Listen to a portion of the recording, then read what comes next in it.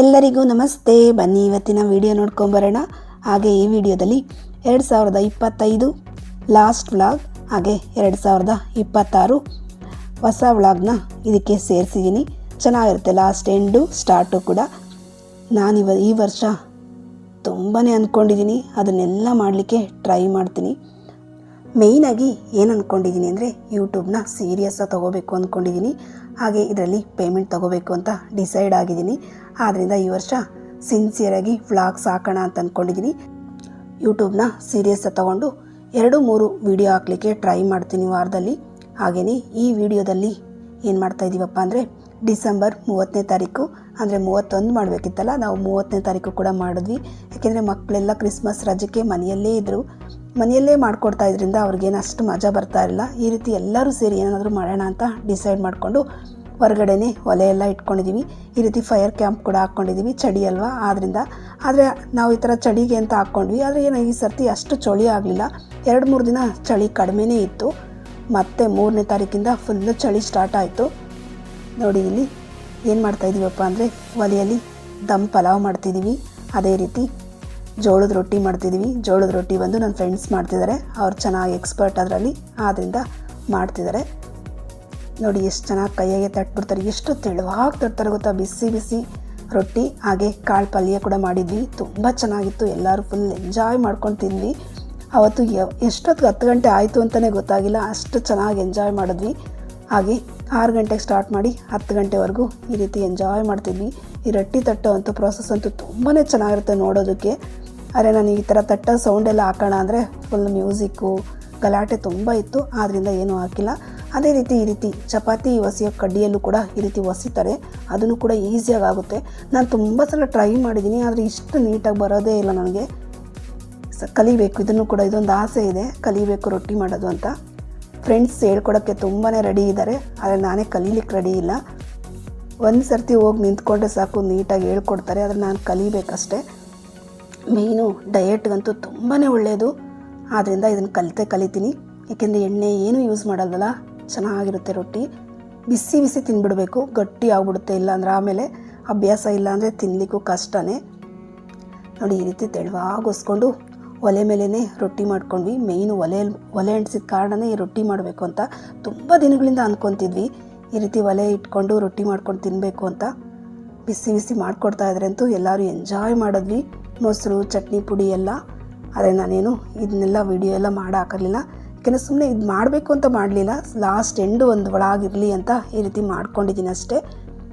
ಇದ್ರ ವಿಡಿಯೋ ಬೇಕು ಅಂದರೆ ನಾನು ಯಾವಾಗಲಾದರೂ ತೋರಿಸ್ತೀನಿ, ರೊಟ್ಟಿ ಯಾವ ರೀತಿ ಮಾಡ್ತಾರೆ ಅಂತ ಫ್ರೆಂಡ್ಸ್ ಹತ್ರನೇ ಮಾಡಿ ತೋರಿಸ್ತೀನಿ. ತುಂಬ ಚೆನ್ನಾಗಿ ಮಾಡ್ತಾರೆ, ಅವರಿಬ್ಬರು ಕೂಡ ಚೆನ್ನಾಗಿ ಮಾಡ್ತಾರೆ. ಈ ರೀತಿ ಒಲೆಯಲ್ಲೂ ಕೂಡ ಆ ರೊಟ್ಟಿನ ತೆಗೆದುಬಿಟ್ಟು ಆ ಕೆಂಡದಲ್ಲಿ ಫುಲ್ ಸೈಡ್ಸ್ ಎಲ್ಲ ಸುಡ್ತಾರೆ, ಚೆನ್ನಾಗಿರುತ್ತೆ ಟೇಸ್ಟು. ಒಂಥರ ಸ್ಮೋಕಿ ಈ ಥರ ಎಲ್ಲ ಬಂದಿರುತ್ತೆ, ಚೆನ್ನಾಗಿತ್ತು ಬಿಸಿ ಬಿಸಿ ರೊಟ್ಟಿ ತಿನ್ನೋಕ್ಕೆ. ರೊಟ್ಟಿ ಒಂದೇ ಮಾಡಿರಲಿಲ್ಲ, ಮನೆಯಲ್ಲಿ ಮಧ್ಯಾಹ್ನ ನಾನು ದಾಲ್ ರೈಸ್ ಕೂಡ ಮಾಡಿದ್ದೆ, ಹಾಗೆ ಪಾಯಸ ಕೂಡ ಮಾಡಿದ್ದೆ. ಬರಬೇಕಾದ್ರೆ ಪದ್ಮ ಕೂಡ ಅಕ್ಕಿ ಪಾಯಸ ಮಾಡಿಕೊಂಡು ರೊಟ್ಟಿ ಮಾಡೋಕ್ಕೆ ಬಂದಳು. ನಾನಿಲ್ಲಿ ಅಷ್ಟರೊಳಗಡೆ ದಮ್ ಪಲಾವ್ ಎಲ್ಲ ರೆಡಿ ಮಾಡಿಟ್ಟಿದ್ದೆ. ಬಂದು ಒಲೆಯಲ್ಲೇ ಈ ರೀತಿ ದಮ್ ಪಲಾವ್ ಮಾಡ್ಕೊಂಡ್ವಿ. ಇದನ್ನು ಕೂಡ ಬಿಸಿ ಬಿಸಿ ತಿನ್ನಲಿಕ್ಕಂತೂ ಚಳಿಗೆ ಸಾಕಾಗಿತ್ತು. ಬರೀ ಪಲಾವ್ ಮಾಡ್ಕೊಂಡು ತಿಂದ್ರೂ ಕೂಡ ಚೆನ್ನಾಗಿರುತ್ತೆ. ಬಿಸಿ ಬಿಸಿ ಈ ರೀತಿ ದಮ್ ಕಟ್ಬಿಟ್ಟು ಪಲಾವ್ ಮಾಡಿದ್ವಿ. ಅಂದರೆ ಬಾಳೆ ಎಲೆ ಈ ರೀತಿ ಎಲ್ಲ ಹಾಕ್ಬಿಟ್ಟು ತುಪ್ಪ ಎಲ್ಲ ಸಾಕಾಗಿತ್ತು. ಇದರದ್ದು ಕೂಡ ವಿಡಿಯೋ ಇನ್ನೊಂದು ನೆಕ್ಸ್ಟ್ ಟೈಮ್ ಯಾವಾಗಲಾದರೂ ಮಾಡಿ ತೋರಿಸ್ತೀನಿ. ಹೇಳಿದ್ನಲ್ಲ, ಇದು ಎಂಜಾಯ್ ಮಾಡೋಕ್ಕೋಸ್ಕರ ಮಾಡಿದಂಥ ವಿಡಿಯೋ ಅಷ್ಟೇ. ಲಾಸ್ಟ್ ವ್ಲಾಗ್ ಒಂದಿರಲಿ ಅಂತ ಈ ರೀತಿ ಮಾಡ್ಕೊಂಡಿದ್ದೆ. ಬಿಸಿ ಬಿಸಿ ಪಲಾವು ಹಾಗೆ ಊಟ ಎಲ್ಲ ಎಂಜಾಯ್ ಮಾಡಿದ್ವಿ. ಮಕ್ಕಳು ಕೂಡ ಫುಲ್ ಎಂಜಾಯ್ ಮಾಡಿದ್ರು. ಹಾಗೆ ಲಾಸ್ಟಲ್ಲಿ ಫೈರ್ ಕ್ಯಾಂಪ್ ಮುಂದೆ ಸ್ವಲ್ಪ ಹೊತ್ತು ಕೂತ್ಕೊಂಡು ಎಲ್ಲ ಬಿಸಿ ಕಾಯಿಸ್ಕೊಂಡು ಮಾತಾಡ್ಕೊಂಡು ಕೂತ್ಕೊಂಡ್ವಿ ಲೇಡೀಸ್ ಎಲ್ಲ. ಇದೆಲ್ಲ ಆದಮೇಲೆ ಇದು ನೆಕ್ಸ್ಟ್ ಡೇ ಅಂದರೆ 31 ಬ್ಲಾಗ್ ತೋರಿಸ್ತಿದ್ದೀನಿ. ಬೆಳಗ್ಗೆಯಿಂದ ಏನು ತೋರಿಸಿಲ್ಲ. ಇದು ಮಧ್ಯಾಹ್ನ ಸ್ವಲ್ಪ ತರಕಾರಿಗಳನ್ನೆಲ್ಲ ಕಟ್ ಮಾಡಿ ಇಟ್ಕೊಳ್ತಿದ್ದೀನಿ.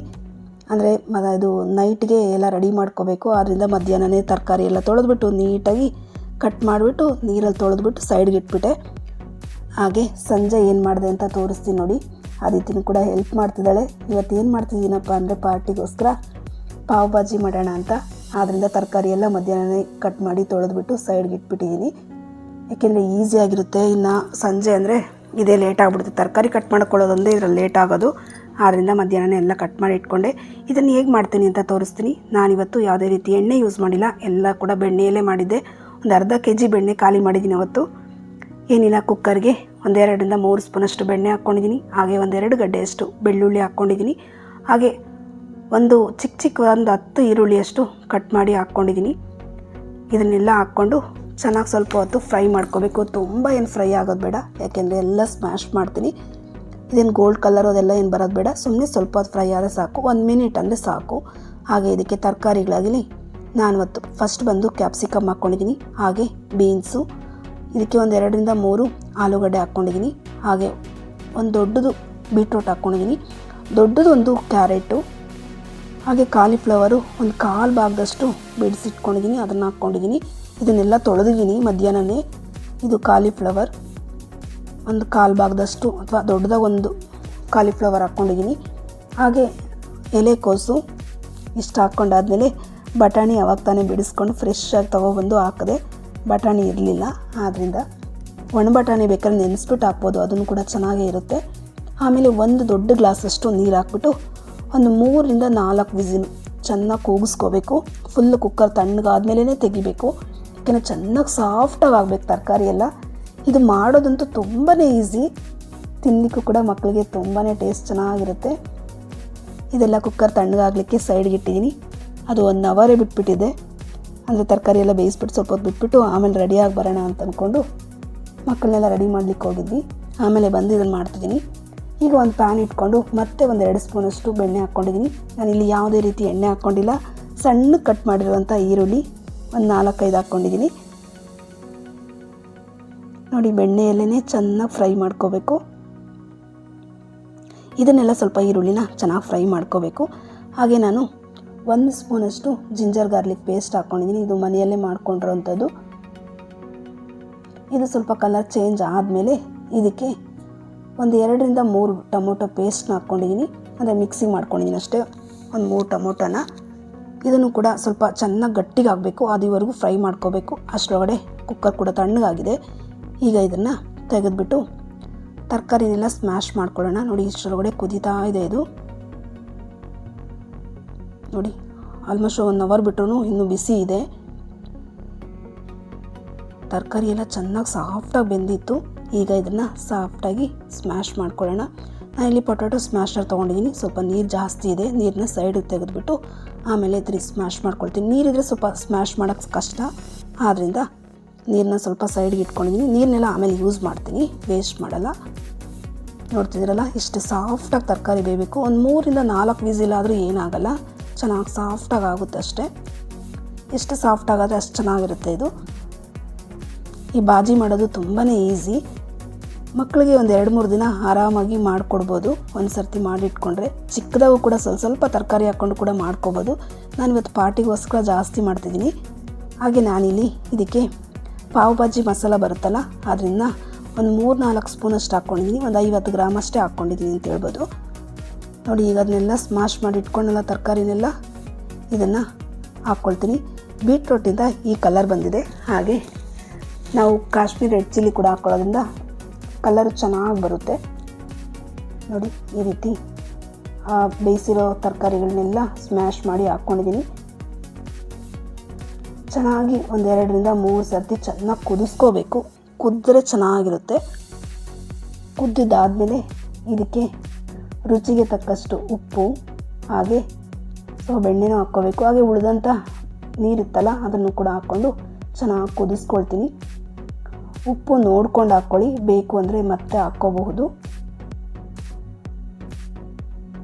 ನನಗೆ ಕರೆಕ್ಟಾಗಿ ಆಗಿತ್ತು, ಮತ್ತೆ ಏನು ಹಾಕಿಲ್ಲ ನಾನು. ಸ್ವಲ್ಪ ಕಡಿಮೆನೇ ಇತ್ತು ಅಂತ ಹೇಳ್ಬೋದು. ಬೇಕಾದರೆ ನೀವು ಬ್ರೆಡ್ ಟೋಸ್ಟ್ ಮಾಡಬೇಕಾದ್ರೆ ಹಾಕ್ಕೋಬೋದು. ಹಾಗೆ ಮತ್ತೆ 1-2 ಸ್ಪೂನಷ್ಟು ಬೆಣ್ಣೆ ಹಾಕ್ಕೊಳ್ತಿದ್ದೀನಿ. ಬೆಣ್ಣೆ ಅಂತೂ ತುಂಬಾ ಹಿಡಿಯುತ್ತೆ ಇದರಲ್ಲಿ. ನಾನು ನಿಮಗೆ ಪ್ಲೇಟಿಂಗೋಸ್ಕರ ಮಾತ್ರ ತೋರಿಸ್ತಿದ್ದೀನಿ ಇಲ್ಲಿ. ನೋಡಿ, ಈ ರೀತಿ ಬಾಜಿ ಮಾಡಿಕೊಂಡು ಹಾಕ್ಕೊಂಡಿದ್ದೀನಿ. ಹಾಗೆ ಸಣ್ಣ ಕಟ್ ಮಾಡಿರೋ ಈರುಳ್ಳಿ, ಹಾಗೆ ಹೆಂಚ್ ಮೇಲೆ ಟೋಸ್ಟ್ ಮಾಡ್ಕೊಂಡಿರೋಂಥ ಬ್ರೆಡ್ ಟೋಸ್ಟ್ ಎಲ್ಲ ಏನು ತೋರಿಸ್ತಿಲ್ಲ ನಿಮ್ಗೆ ನಾನು. ಒಂದು ಲೆಮನ್ನು ತಿನ್ನಲಿಕ್ಕಂತೂ ಸಖತ್ತಾಗಿತ್ತು. ಮಕ್ಕಳಂತೂ ಫುಲ್ ಎಂಜಾಯ್ ಮಾಡಿದ್ರು. ಇದನ್ನು ಸುಮ್ಮನೆ ನಿಮಗೆ ಪ್ಲೇಟಿಂಗೋಸ್ಕರ ತೋರಿಸ್ಬೇಕು ಅಂತ ಇದನ್ನು ಮಾಡಿ ತೋರಿಸ್ತಿದ್ದೀನಿಲ್ಲ ಅಷ್ಟೇ. ಇದನ್ನೆಲ್ಲ ಮೇಲೆ ಮಾಡ್ತೀನಿ. ಹಾಗೆ ಇನ್ನೊಂದು ಡಿಶ್ ಮಾಡಿದ್ದೆ ಪಾನಿಪುರಿ. ಮಕ್ಕಳು ಫುಲ್ ಎಂಜಾಯ್ ಮಾಡೋದು ಅಂದರೆ ಇದರಲ್ಲೇ ಅಲ್ವಾ, ಆದ್ದರಿಂದ ಈ ರೀತಿ ಪಾರ್ಟಿ ಮಾಡಿದ್ವಿ. ಪಾನಿಪುರಿ ಹಾಗೆ ಪಾವ್ ಭಾಜಿ, ಮಕ್ಕಳಿಗೆ ಬೇಕಿರೋಂಥ ಚಿಪ್ಸು ಜ್ಯೂಸು ಇವೆಲ್ಲ ತರಿಸಿ ಮಕ್ಕಳನ್ನ ಫುಲ್ ಖುಷಿ ಮಾಡಿಸಿದ್ವಿ. ಹೋಟೆಲ್ಗೆ ಹೋದ್ರು ಅವು ತಿನ್ನೋದೇ ಇವುಗಳು, ಆದ್ದರಿಂದ ಮನೆಯಲ್ಲೇ ಮಾಡೋಣ ಅಂತ ಎಲ್ಲ ಮಾಡಿದ್ವಿ. ಅದಿತಿ ನೋಡಿ ಇಲ್ಲಿ ಪಾನಿಪುರಿಗೋಸ್ಕರ ಆಲೂಗಡ್ಡೆ ಸುಲ್ಕೊಂಡು ಕೂತಿದ್ದಾಳೆ. ಇಂಥ ಕೆಲಸಗಳು ಮಾಡೋಕ್ಕೆ ಬೇಗ ಬಂದುಬಿಡ್ತಾಳೆ. ಅವಳಿಗೆ ಅಡುಗೆ ಮನೆಗಿರೋದು ಅಂದರೆ ತುಂಬಾ ಇಷ್ಟ. ಯಾಕೆಂದರೆ ಅವಾಗ ಟೇಸ್ಟ್ ನೋಡ್ತಿರ್ತಾಳಲ್ಲ, ಆದ್ದರಿಂದ ಕುಕ್ಕರ್ಗೆ ಆಲೂಗಡ್ಡೆ ತುಂಬ ಇಷ್ಟ. ಅವನು ಕೂಡ ಕಾಯ್ಕೊಂಡು ಕುಂತಿದ್ದಾನೆ. ನೋಡಿ ಈ ರೀತಿ ಪಾನಿಪುರಿಗೆಲ್ಲ ರೆಡಿ ಮಾಡಿಟ್ಟಿದ್ದೀನಿ. ಪಾನಿಪುರಿ ರೆಸಿಪಿ ಬೇಕಾದರೆ ನಿಮಗೆ ನೆಕ್ಸ್ಟ್ ಟೈಮ್ ತೋರಿಸ್ತೀನಿ. ಹಾಗೆ ಪಾನಿನೂ ಕೂಡ ರೆಡಿ ಮಾಡಿದ್ದಾಯಿತು. ನೋಡಿ ಈರುಳ್ಳಿ ಸಣ್ಣ ಕಟ್ ಮಾಡಿದ್ದೀನಿ, ಪಾವ್ ಭಾಜಿಗೆ ಬೇಕಲ್ಲ ಆದ್ದರಿಂದ. ಹಾಗೆ ಮೊಸರಿಗೆ ಸಕ್ಕರೆ ಹಾಕ್ಬಿಟ್ಟು ಈ ರೀತಿ ಚೆನ್ನಾಗಿ ಬೀಟ್ ಮಾಡಿ ಇಟ್ಟಿದ್ದೀನಿ. ಇದಂತೂ ಮಕ್ಕಳು ತುಂಬಾ ಇಷ್ಟ ಪಾನಿಪುರಿ ಜೊತೆ ತಿನ್ನೋಕ್ಕೆ. ಅಂದರೆ ದಹಿ ಪುರಿ ಥರ. ನೋಡಿ ಬಾಜಿ ಎಷ್ಟು ಚೆನ್ನಾಗಿ ರೆಡಿಯಾಗಿದೆ. ಪಾನಿಪುರಿ ಕೂಡ ರೆಡಿ ಮಾಡಿ ಇಟ್ಟಿದ್ದೀನಿ. ಇದನ್ನೆಲ್ಲ ಈಗ ಟೆರೆಸ್ ತೊಗೊಂಡೋಗ್ಬೇಕು. ಅಷ್ಟರೊಳಗಡೆ ನಾವು ಕೂಡ ಎಲ್ಲ ರೆಡಿಯಾಗಿ ಬಂದ್ವಿ. ನೋಡಿ ಟೆರೆಸ್ಗೆ ಬಂದಿದ್ದೀವಿ. ಈಗ ಟೆರೆಸ್ಗೆ ಎಲ್ಲ ತೊಗೊಬಂದು ಮಕ್ಕಳು ಇಟ್ಟಿದ್ರ ಮೇಲೆ. ಹಾಗೆ ಪಾವನಿ ಬಂದು ಟೆರೆಸ್ ಎಲ್ಲ ಇವತ್ತು ಪಾವನಿ ಡೆಕೋರೇಟ್ ಮಾಡಿದ್ದಾಳೆ. ನಿಮಗೆ ತೋರಿಸ್ತೀನಿ. ನೋಡಿ ಈ ರೀತಿ ಡೈನಿಂಗ್ ಟೇಬಲ್ ಹಾಕ್ಕೊಂಡು ಚೇರ್ಸ್ ಎಲ್ಲ ಇಟ್ಟಿದ್ದಾಳೆ. ಅಂದರೆ ಮೇಲ್ಗಡೆ ಒಂದು ಡೈನಿಂಗ್ ಟೇಬಲ್ ಇದೆ ನಮ್ಮ ಮನೆಯಲ್ಲಿ, ಅದನ್ನು ಮೇಲ್ಗಡೆನೇ ಅರೇಂಜ್ ಮಾಡ್ತಾಳೆ. ಮಕ್ಕಳು ಪಾರ್ಟಿ ಆಗಲೇ ಸ್ಟಾರ್ಟ್ ಮಾಡಿಬಿಟ್ಟಿದ್ದಾರೆ. ಹಾಗೆ ಇವತ್ತು ನನ್ನ ಬರ್ಡೇನೂ ಕೂಡ, ಅಂದರೆ January 1 ನನ್ನ ಬರ್ಡೇ. ಆದ್ದರಿಂದ ಈ ರೀತಿ ಎಲ್ಲ ರೆಡಿ ಮಾಡಿದ್ದಾಳೆ. ಇದೆಲ್ಲ ಪಾವನಿನೇ ಮಾಡಿದ್ದಾಳೆ. ಹಾಗೆ ಅದಿತಿ ನೇಸರ ಇಲ್ಲಿ ಎಂಜಾಯ್ ಮಾಡ್ತಿದ್ದಾರೆ. ಒಂದು ಮ್ಯೂಸಿಕ್ ಹಾಕ್ಕೊಂಡು. ಮ್ಯೂಸಿಕ್ ಹಾಕಿದ್ರೆ ಕಾಪಿ ರೈಟ್ ಬರುತ್ತೆ, ಆದ್ದರಿಂದ ನಾನು ಇಲ್ಲಿ ಹಾಕಿಲ್ಲ. ಮಕ್ಕಳಂತೂ ಫುಲ್ ಎಂಜಾಯ್ ಮಾಡಿದ್ರು ನ್ಯೂ ಇಯರ್ ಪಾರ್ಟಿನ. ಹಾಗೆ ನಿಮಗೆ ಅಲ್ಲಿ ದ್ರಾಕ್ಷಿ ತೋರಿಸಿದ್ನಲ್ಲ, ಅದು ನ್ಯೂ ಇಯರ್ ವಿಶ್ ಅಂತೆ, ಅದಕ್ಕೋಸ್ಕರ ತರಿಸ್ಕೊಂಡಿದ್ದಾಳೆ. ಇವತ್ತು ಎಲ್ಲೋದ್ರೂ ದ್ರಾಕ್ಷಿ ಸಿಗ್ತಾ ಇಲ್ಲ. ಮತ್ತು ಒಂದು 3-4 ಕಿಲೋಮೀಟ್ರ್ ದೂರ ಹೋಗಿ ತೊಗೊಬಂದಿದ್ದಾಯಿತು ದ್ರಾಕ್ಷಿನ. ಬೇಕೇ ಬೇಕು ಅಂತ ಹೇಳಿದ್ಲು ಪಾವನಿ. ಅದಕ್ಕೋಸ್ಕರ ಏನೋ ವಿಶ್ ಬೇಡ್ಕೋಬೇಕಂತವಳು, ಆದ್ದರಿಂದ ತಂದಿಟ್ಕೊಂಡಿದ್ದಾಳೆ. ಹಾಗೆ ಡೈನಿಂಗ್ ಟೇಬಲ್ನ ಕೂಡ ಸೆಟ್ ಮಾಡ್ತಿದ್ದಾಳೆ. ನೋಡಿ ಮಕ್ಕಳಿಗೆ ಯಾವ್ಯಾವ ಫ್ಲೇವರ್ ಬೇಕೋ ಆ ಫ್ಲೇವರ್ಸ್ ಎಲ್ಲ ಜ್ಯೂಸ್ ತರಿಸ್ಕೊಂಡಿದ್ದಾರೆ.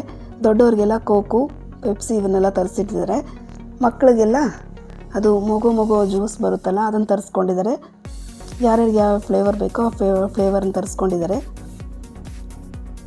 ಚಿಪ್ಸು ಜ್ಯೂಸು ಇಷ್ಟೇ ಸಾಕಿತ್ತು ಅಂದ್ಕೊಂಡು ಫಸ್ಟ್ ಅಂದ್ಕೊಂಡ್ವಿ. ಆಮೇಲೆ ಪಾನಿಪುರಿ ಇವೆಲ್ಲ ಮಾಡಬೇಕು ಅಂತ ಡಿಸೈಡ್ ಆದ್ವಿ. ನೋಡಿ ಎಲ್ಲ ಈ ರೀತಿ ಡೆಕೋರೇಟ್ ಮಾಡ್ತಿದ್ರು. ಮಕ್ಕಳಂತೂ ಫುಲ್ ಎಂಜಾಯ್ ಮಾಡ್ತಿದ್ರು. ಇವತ್ತೇ ಫಸ್ಟ್ ಟೈಮ್ ಅದಿತಿ 1-1:30ವರೆಗೂ ಎದ್ದಿರೋದು. ಅಂದರೆ ನಾವು ಬೇಗ ಮಲಗಿಬಿಡ್ತೀವಿ, ಆದ ಕಾರಣ ಮಕ್ಕಳಿಗೆ ಅಭ್ಯಾಸನೇ ಇಲ್ಲ ಲೇಟಾಗಿ ಎದ್ದಿರೋದು. ಆದರೆ ಇವತ್ತು ಮಕ್ಕಳು ಪಾರ್ಟಿ ಮಾಡಲೇಬೇಕು ಅಂದರು, ಅದಕ್ಕೋಸ್ಕರ ಈ ರೀತಿ ಎಲ್ಲ ಮಾಡಿದ್ವಿ. ಹಾಗೆ ನಾನು ಮೇಲ್ಗಡೆ ಒಂದು ಸ್ಟವ್ ಸಿಲಿಂಡ್ರನ್ನ ಮೇಲೇ ಇಟ್ಬಿಟ್ಟಿದ್ದೀನಿ.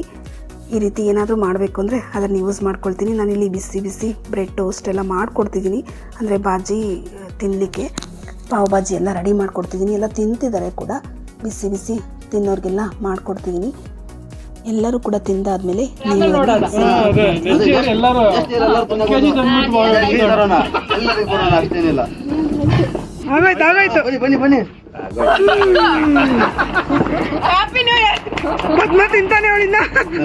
ಟೇಬಲ್ ಕೆಳಗಡೆ ಏನು ಮಾಡ್ತಿದ್ದಾರಪ್ಪ ಅಂದರೆ, ಆಗಲೇ ದ್ರಾಕ್ಷಿ ಹೇಳಿದ್ನಲ್ಲ, ಈ ರೀತಿ ವಿಶ್ ಅಂತೆ. ಅದು 12 ಗಂಟೆ ಮೇಲೆ ಈ ರೀತಿ ಟೇಬಲ್ ಕೆಳಗಡೆ ಕೂತ್ಕೊಂಡು ತಿನ್ನಬೇಕಂತೆ, ಅದೇ ವಿಶು.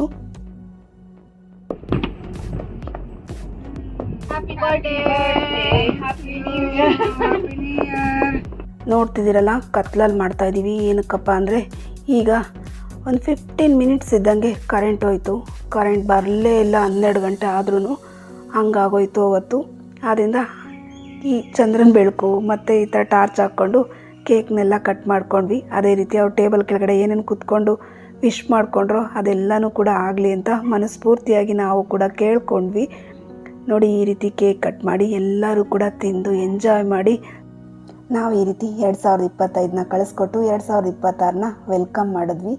ಹಾಗೆ ನೀವು ಅಂದ್ಕೊಂಡಿರೋದು ಕೂಡ ಎಲ್ಲನೂ ನೆರವೇರಲಿ ಅಂತ ನಾನು ಮನಸ್ಫೂರ್ತಿಯಾಗಿ ಕೇಳ್ಕೊತೀನಿ.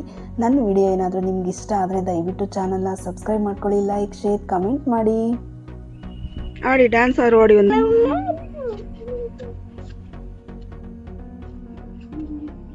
ಐ ಪ್ರೆಸೆಂಟ್ ಸ್ವಲ್ಪ ಮುಂದೆ ಬಂದ್ಬಿಟ್ಟೈತೆ ಮತ್ತೆ ನನ್ನ ನೋಡು ನಾನು ನೋಡತ್ತೆ ಫಸ್ಟ್ ಫುಲ್ ಆಗಿದೆಯಾ ಎಲ್ಲಾರ್ಗೂ?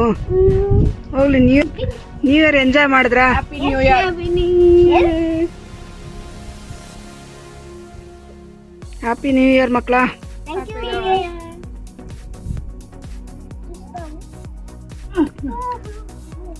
ನ್ಯೂ ಇಯರ್ ವಿಶ್ ಇದೆ ನಾದೈತಿ. ಗಾಡಿ ದಿನ ಬೆಳಗ್ಗೆ ನಾನು ಎತ್ಕೊಂಡಿರ್ಬೇಕು. ನನ್ನ ವಿಡಿಯೋ ಏನಾದರೂ ಇಷ್ಟ ಆದರೆ ದಯವಿಟ್ಟು ಚಾನಲ್ನ ಸಬ್ಸ್ಕ್ರೈಬ್ ಮಾಡ್ಕೊಳ್ಳಿ.